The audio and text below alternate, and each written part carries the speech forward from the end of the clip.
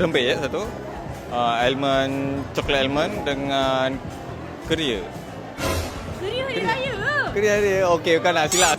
Pernah ponteng puasa? Tak. Namakan 3 tajuk lagu raya. Selamat Raya, Ramadan tiba, and pulang ke kampung. Penyanyi nombor 1 Malaysia. Datuk Alif Syukri.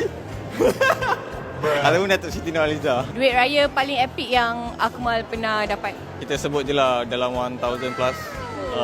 Itu daripada brand lah. Ke hadiah utama untuk kempen raya paling epic. Rumah banglo kan, rumah landed kan, you guys dapat. Kita siap dengan kereta dan motor. Akmal dah subscribe Tune Talk tak? Kita akan subscribe, kita akan bagi new nombor baru semata-mata untuk nak masuk dalam kempen ni lah.